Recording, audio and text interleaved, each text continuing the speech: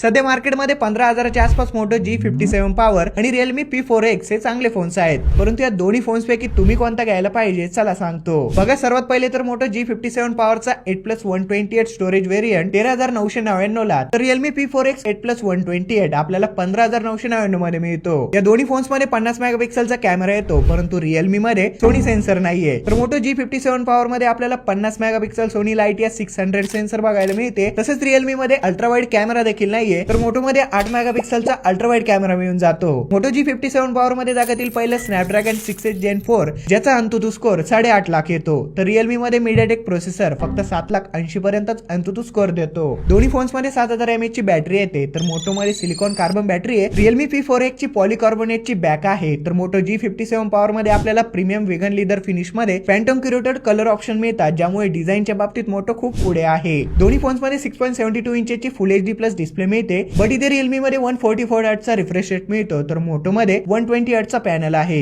तसेच Realme P4X चा एक मोठा ड्रॉबॅक म्हणजे यात ड्युअल स्पीकर नाहीये, उलट मोटो मध्ये तर ड्युअल स्टुडिओ स्पीकर तर आहेतच, वरून Dolby Atmos high range audio सुद्धा ते प्रोव्हाइड करतात। मोटो G57 पॉवर मध्ये out of the box Android 16 येते, सोबतच मोटोरोलाचे भरपूर फीचर्स सुद्धा येतात। तर Realme P4X आपल्याला 15,999 मध्ये मिळतो, तर मोटो G57 पॉवर त्यापेक्षा 3,000 ने कमी विथ ऑफर फक्त 13,000 येतोय। त्यामुळे नो डाऊट 15,000च्या बजेटमध्ये motor G57 power clear winner आहे।